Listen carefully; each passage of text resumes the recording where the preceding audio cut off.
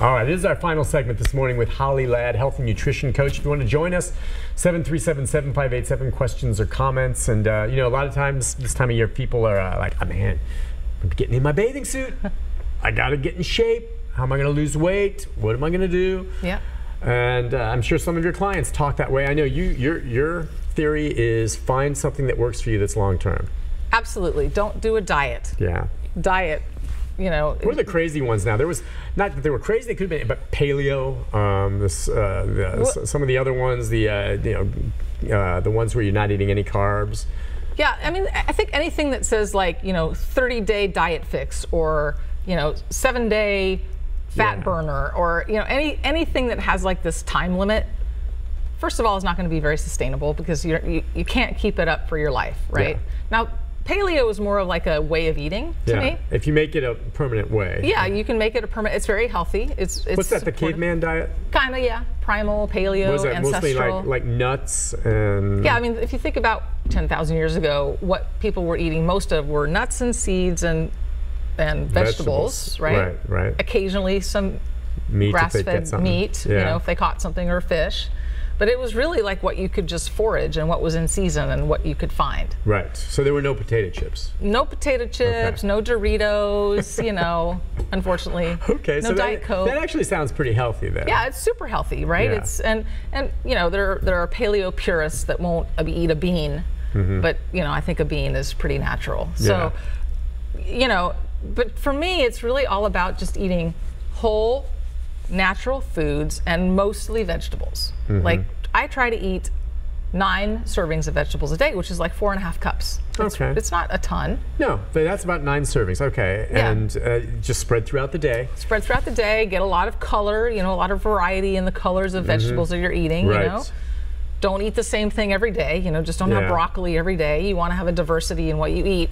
But if your diet is based on Mediterranean diet, for example, let's look at that. They eat mostly vegetables, some good fats in olives and olive oil and that sort of thing. Healthy fish, not too much of it. Maybe some whole grain, brown rice or millet or something of that nature. Not a lot. And they're some of the healthiest people in the world. That's basically it. It's based on what the terrain there will allow them to grow. Yeah. If you go to some places in Greece, I mean, they're just not going to have a lot of the really super lush vegetables. I mean, you get cucumbers and tomatoes that can make it. The lettuces and things like that don't really exist. It's cucumbers, tomatoes. Not that lettuce is bad, by the way, if it's not, but onions and things and garlic. It's things like that, and olives. You hit it on the head. Olives. I love olives. I try to find the ones that are not too salty. They all have some degree of salt in them, I think, in general. But the Greek olives, regular. I was reading something about just how great olives and nuts are for you. Absolutely. The people, what was I reading? The people that eat 1/4 cup of nuts a day reduce their risk of mortality and overall disease by like, I don't know, 30–40%. I mean, like nuts are awesome, and people have stayed away from the nuts because it's like fattening, too many calories. What would you say to that? I mean, well, if you're only eating 1/4 cup, you're not, you don't want to eat a whole bag. And they're filling, is what they are. Yeah, you don't want to eat a whole filling, but I mean, and there's so many different nuts, and I'll do it. Look. Most of the nuts I have, I have to grant you, taste a little bit better with a tiny bit of salt. But you can go, like for instance, Trader Joe's I'll go to, and they have packs where it's 50% less salt. So they're still lightly salted. I don't want to overdo the salt, but I'll buy those sometimes. Or I'll go other places and buy a bag of raw almonds. Brazil nuts are really good. Brazil nuts are great. You name it. Walnuts. Walnuts, filberts. I like the Marcona almonds. Gosh, those are good. Those are really good. All right, so go with the nuts. Go, and we've talked about this before in terms of natural eggs. As far as an egg is concerned, and I have chickens, so I'm into that. It's kind of fun, and you get eggs. What do you think the difference is between the egg that I get from Thelma and Louise and the egg you buy at a grocery store? Big difference. Okay. So Thelma and Louise, I assume, are rooting around in the ground and eating bugs and aside from the seed, I give them the special feed stuff, and they'll get scraps. I'll toss them some Rice Krispies every once in a while. Excellent. Like that. Yeah. Excellent. Are the eggs a little sweeter the next day?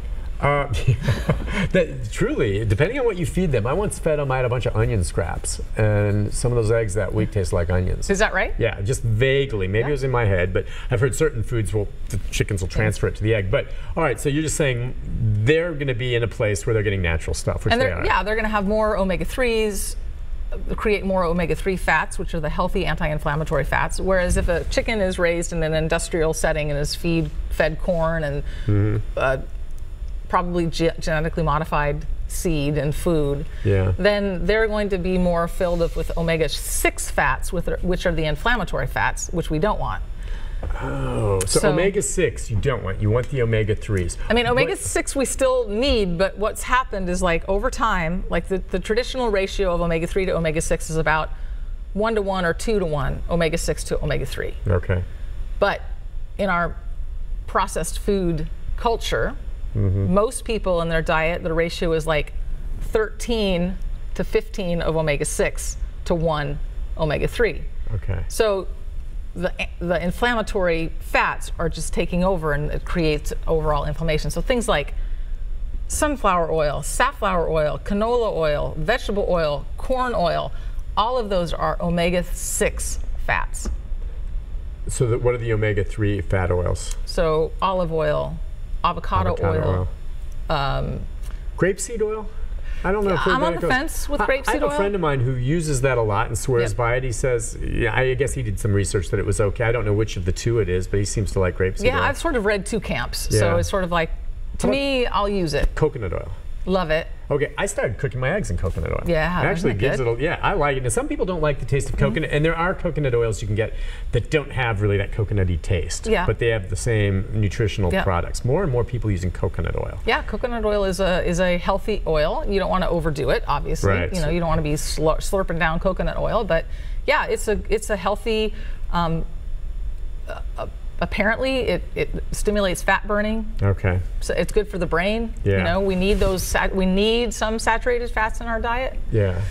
The other stuff, I liked what you said about eating as many colorful vegetables as you can. You want to look in your salad and see, if all you see is green, it's just not enough, okay? You've got to figure it out. And there's so many, like I'll buy the colored cabbage. Yeah. You get your different kinds of tomatoes, even though these days, you know, still through the winter, the tomatoes you buy in grocery stores taste awful.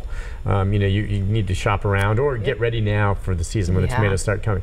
What else? Peppers. Peppers, radicchio. Radishes. Cauliflower. And then the kales and anything that's super dark green.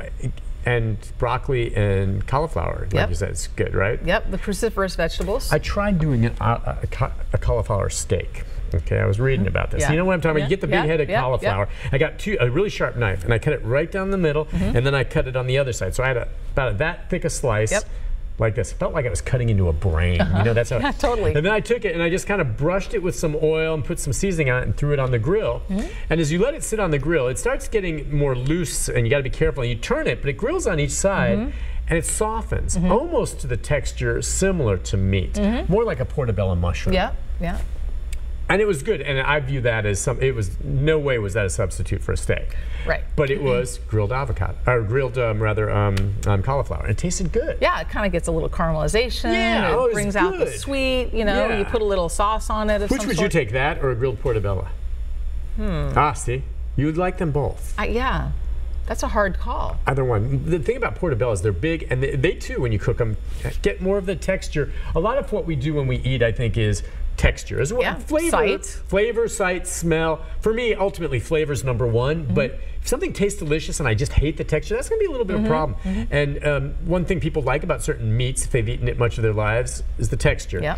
So when you try to cut that out, you want to find something else with the texture. And portobellos are similar, maybe, right? I think they are. I mean, it's not right. It's not exact, but it's similar. They're kind of, and they sort of have that. Have you heard of the term umami? Yeah. Which is like our seventh sense. Yes. You know, taste, sweet, salty, sour, and umami. Which is sort of like savory. Yes. You know? So mushrooms have this great umami quality to them. Yeah. So, and that's what meat has, right? So meat sort of has this umami. So the mushroom can fill in for, you know, that sort of meatiness that you're looking for. Okay, and mushrooms have, I mean, that's a great fibrous food. Mushrooms are a fantastic anti-cancer food. Really? Yeah. All kinds, including just those Portobellos, white ones? button the basic button mushrooms. Yep.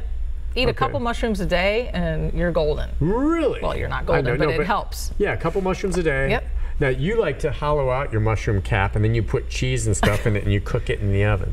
Totally. Look, mushroom caps are yummy. They are, but you know what I do? I do like what do you put in there? So I grind some walnuts and some lentils, some cooked lentils. Okay. And some herbs and some garlic. That would be great. And some parsley. Put it in the mushroom cap and bake it. Delicious. That would be awesome. It's delicious. So I always forget grinding. I have a friend of mine whose wife makes, using ground turkey, a meatloaf using, I think, almond flour. It's awesome. And I do a turkey meatloaf with ground mushrooms. Oh, okay. For the moisture. Do you buy the dry mushrooms sometimes, or you'll buy the fresh ones, and you just process them in the food processor till they're like finely, chopped. Yeah. And then I just mix it in there with the turkey and the egg and the, Yeah. A little quinoa. I use quinoa, cooked quinoa. Okay. As sort of my sort of filler. Yeah. And it's amazing. What kind of the ground turkey you buy? I mean, are you looking for a specific type, or I mean, ground turkey just by definition is much lower in fat, right? So is that the big thing? And then you buy organic. It's difficult to find. I was going to say, ground turkey, but I like a combination of white and dark because the dark adds a little more moisture, a little more flavor. Okay, it's interesting because typically when I see it at the stores, it's usually kind of pink looking or reddish, right? I mean, so the label will say what percentage of white and dark? Yeah. Really?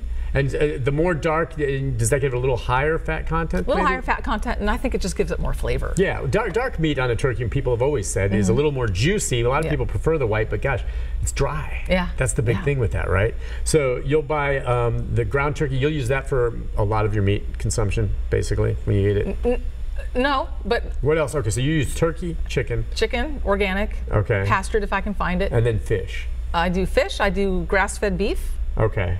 I do like grass-fed beef. Not a lot, maybe once a week or twice a month. Would you do grass-fed lamb chops?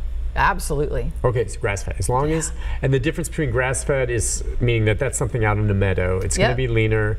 You can definitely tell the difference. And, some of the corn-fed beef and all that can be more marbled and frankly may have more flavor. Now, the leaner the meat, I think the less flavored, whereas you have to season it more. Yeah, but if you get a really good grass-fed beef, it tastes really good. I mean, maybe my taste buds, because I've been doing it for a long time, or have adapted. Yeah. But I'm not saying it tastes bad. Yeah. It just seems like, the bottom line, there's no debating this. Fat's flavor. Period. True. End of story. True. Fat is flavor. We love it. And so is salt.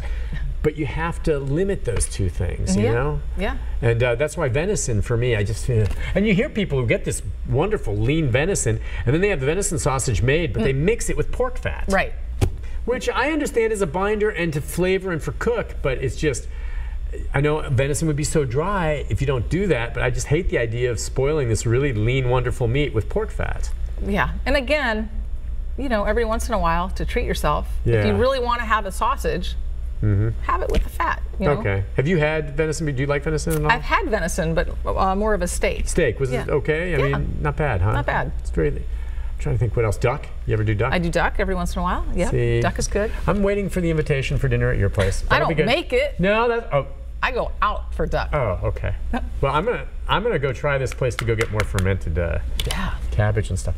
Listen, thanks for coming on and putting up with me. Holly Ladd, always a pleasure. You're great. Thanks, Thank Nick. you for the phone calls this morning. We'll see you again soon, all right? I hope so. Take care of yourself, and please eat healthy. I'll try. I'll do my best. Yeah. You too. No worries with her. I'll be back to wrap things up, program about tomorrow right after this. Thanks.